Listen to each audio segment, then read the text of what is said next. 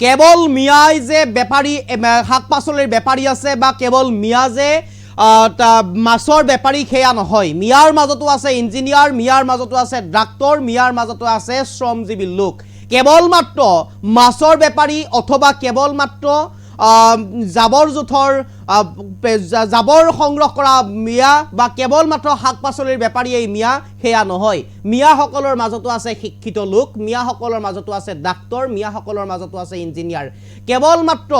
জাবৰ জোথৰ সংগ্ৰহ কৰা শাক পাচলি বিক্ৰী কৰা মাছ বেপাৰী এই মিয়া নহয় বঢ়ি আছে ডাক্তৰ কেদিনমান পূৰ্বে বাংলাদেশত যি সংঘটিত হৈছিল সংঘৰ্ষ তাৰ পিছতে কিন্তু কেইবাগৰাকীও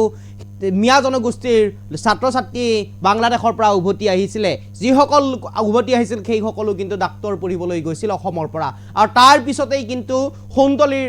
দুগৰাকী সচেতন মিয়াই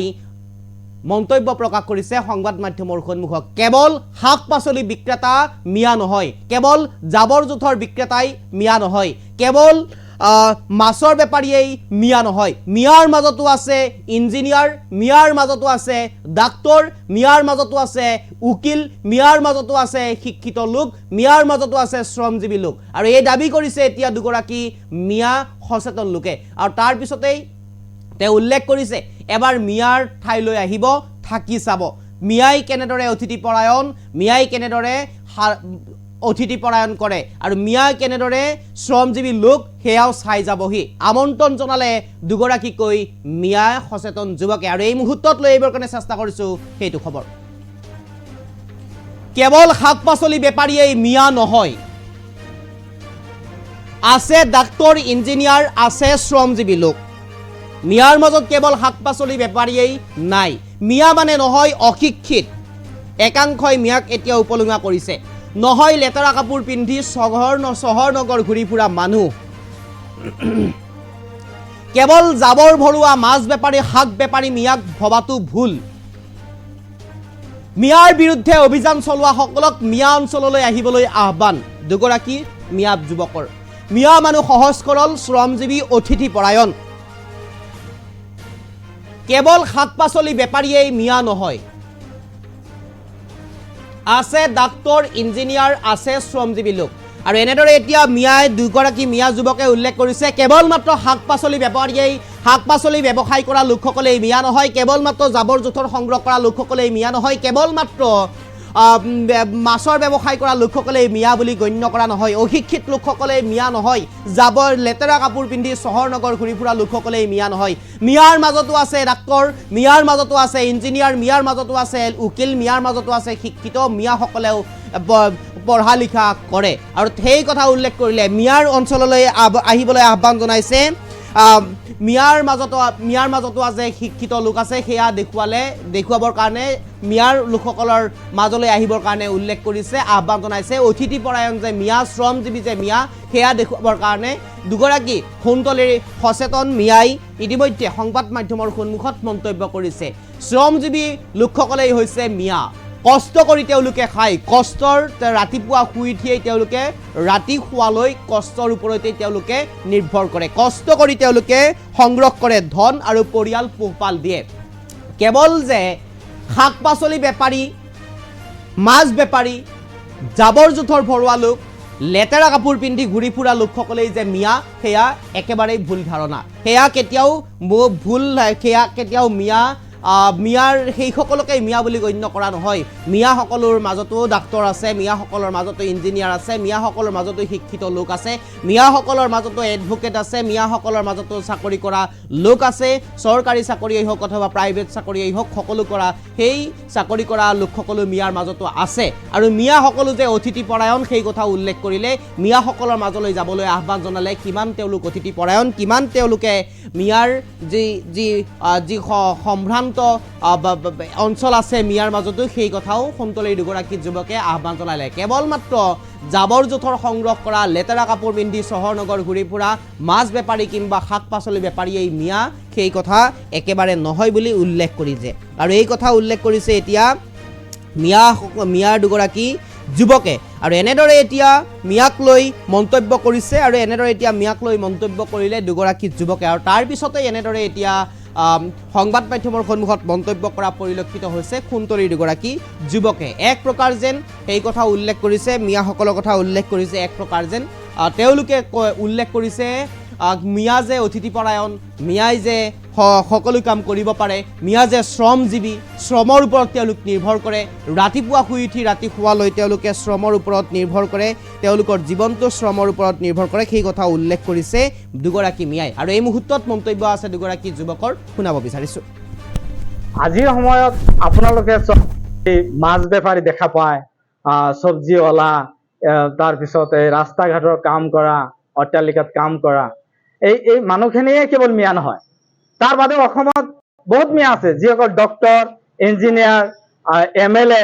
তেনেকুৱা ধৰণৰ মানুহ আছে আমাৰ মাজৰ পৰা, তেখেতসকলেও মিয়া। কেৱল মিয়া বুলিলে যে একাকীকৰণ কৰি আছে যে কেৱল এই মানুহখিনি মিয়া, তেনেকুৱা কিন্তু নহয়। গতিকে মই অনুৰোধ জনাম যে আপোনালোকে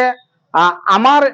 মিয়া সমাজত আহি কেনে চাই যাওক যে আমাৰ মানসিকতা কেনেকুৱা, আমি আপ্যায়ন কৰিব জানো নে নাজানো, সেই ভাৰতীয় পৰম্পৰাৰ অতিথি দেৱ ভৱক আমি সন্মান জনাও নে নজনাও। গতিকে মোৰ আহ্বান থাকিব যে আপোনালোকেও এই কেৱল তুচ্ছ তাচ্ছিল্য কৰি আমাক তেনেকুৱা ধৰণৰ একাকীকৰণ যাতে নকৰে, আৰু আমাৰ যিসকল উঠি যোৱা ভৱিষ্যত প্ৰজন্মৰ আমাৰ পৰা যিসকল শিক্ষিত ব্যক্তি উঠি গৈছে, তেখেতসকলেও এইবিলাক ক্ষেত্ৰত মাত মাতিব, যাতে আমাৰ এই কমিউনিটিটো আৰু ডেভেলপ হ'ব পাৰে। গতিকে আচলতে চাওক, এই অসমীয়া জাতীয় জীৱনত মিয়াক অপৰাধী এটা জনগোষ্ঠী হিচাপে প্ৰতিপন্ন কৰিব বিচৰাসকলে আচলতে ক্ষমতাৰ ৰাজনীতি কৰিব বিচাৰিছে। তেওঁলোকে ধৰ্মৰ নামত, জনগোষ্ঠীয় পৰিচয়ৰ নামত মিয়াৰ বিৰুদ্ধে এক ষড়যন্ত্ৰত লিপ্ত হৈছে, যি অসমীয়া জাতীয় জীৱনক দুৰ্বলহে কৰি তুলিব বুলি মোৰ এটা বিশ্বাস। মিয়া মানে কেৱল অপৰাধ, এইটো কেতিয়াও হ'ব নোৱাৰে। অপৰাধ প্ৰতিটো সমাজত থাকিব পাৰে আৰু আছেও, কিন্তু কেৱল মিয়াই অপৰাধ কৰে বা কোনোবা মিয়াই অপৰাধ কৰিলে গোটেই জনগোষ্ঠীটোক অপৰাধী সজোৱাৰ যি মানসিকতা, এইটো আমি পৰিহাৰ কৰিব লাগিব। যে মিয়া মানেই যে এটা বহু দীৰ্ঘদিনীয়া এটা চিন্তা চৰ্চা মানুহৰ মাজত সোমাই দিবলৈ চেষ্টা কৰি থকা হৈছে, যে জাবৰ তোলা মানুহখিনি, সাধাৰণ লেবাৰৰ কাম কৰা মানুহখিনি, মাছ বিক্ৰী কৰা, চব্জি বিক্ৰী কৰা, এইবোৰ মানুহ, ঠেলা চলোৱা, ৰিক্সা চলোৱা, এই সাধাৰণ মানুহখিনিয়েই কেৱল মিয়া আৰু তেওঁলোকেই অপৰাধত জড়িত, আৰু তাৰ কাৰণে গোটেই জনগোষ্ঠীটোক অপৰাধী সজোৱাৰ এই কথাবোৰ সঁচা কথা নহয়। মিয়াৰ এটা অংশ মানুহ এইবোৰ কামত লিপ্ত, কাৰণ মিয়া জনগোষ্ঠীৰ পৰিচয় হৈছে কষ্ট সহিষ্ণুতা। মিয়া হৈছে দক্ষ কৃষক। ইংৰাজসকলে সেইকাৰণেই অবিভক্ত ভাৰতবৰ্ষত মিয়াক উৎপাদনৰ কামত নিয়োজিত কৰিছিল। মিয়াৰ পৰিচয় সেইটো, আৰু সেই কথাটোক নস্যাৎ কৰি মিয়াক অপৰাধী সজোৱাৰ এই ষড়যন্ত্ৰটো আমি অসমীয়া সমাজে বুজি পাব লাগিব। আৰু বৃহত্তৰ জাতি গঠন, অসমীয়া জাতি গঠন প্ৰক্ৰিয়াত মিয়াৰ যি অৱদান আছে, সেইসমূহ আমি আলোচনাৰ মেজলৈ আনিব লাগিব, সেইসমূহ আমি নতুন প্ৰজন্মৰ মাজত পৰিচয় কৰাই দিব লাগিব। মই আহ্বান জনাম যিসকল উগ্ৰ জাতীয়তাবাদীসকলে এই কথাত, এই ষড়যন্ত্ৰত ভৰি দিব বিচাৰিছে, তেওঁলোকক মই আহ্বান জনাম, তেওঁলোক মিয়াৰ সমাজত সোমাই আহক। মিয়াৰ সমাজখনক তেওঁলোকে আহি বিশ্লেষণ কৰক, চাই যাওক যে আচলতে মিয়া সমাজখন কেনেকুৱা হয়।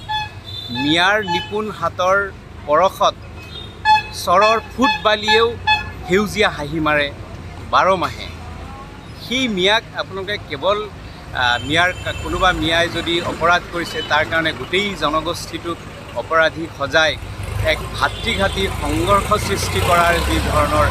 এক ষড়যন্ত্ৰ চলিছে, তাৰ বিৰুদ্ধে আমি আচলতে মাত মাতিব লাগিব। নহ'লে বৃহত্তৰ অসমীয়া জাতি গঠন প্ৰক্ৰিয়াত ই বাধাৰ সৃষ্টি কৰিব। গতিকে আমি উচ্চ শিক্ষিত আছে না নাই, সেইটোৱে কৈছোঁ যে এই যে শেহতীয়াভাৱে মিয়াৰ মাজত যি শিক্ষাৰ প্ৰসাৰ ঘটিছে, এই বিষয়বোৰ আলোচনা হ'ব লাগে। মিয়াৰ মাজত আহিলেহে সেই বিষয়বোৰ দেখা পাব মানুহে। মিয়াৰ যিখিনি মিডিয়াত দেখুওৱা হয় সেই বিষয়খিনি নিৰ্বাচিত বিষয়। মিয়াৰ শিক্ষা, মিয়াৰ সাংস্কৃতিক উত্থান, মিয়াৰ কৃষি বিপ্লৱ এইবোৰ দেখুৱাব লাগিব। এইবোৰ দেখুৱালেহে আমি নতুন প্ৰজন্মই বুজি পাব যে মিয়াৰ মাজত কিমান শিক্ষিত মানুহ আছে, মিয়াৰ মাজত ডক্তৰ উকিল আছেনে নাই, মিয়াৰ মাজত কলেজ পঢ়োৱা প্ৰফেচৰ আছেনে নাই, মিয়াৰ মাজত আমোলাসকল আছেনে নাই। এই সঁচা কথাবোৰ আমি দেখুৱাবলৈ সক্ষম হোৱা নাই। মিয়াৰ মাজত শিক্ষিত মানুহ আছে, মিয়াৰ মাজত যথেষ্ট শিক্ষিত মানুহ আছে, আৰু মিয়াৰ যি অপৰাধ প্ৰৱণতা এক ধৰণৰ আছে,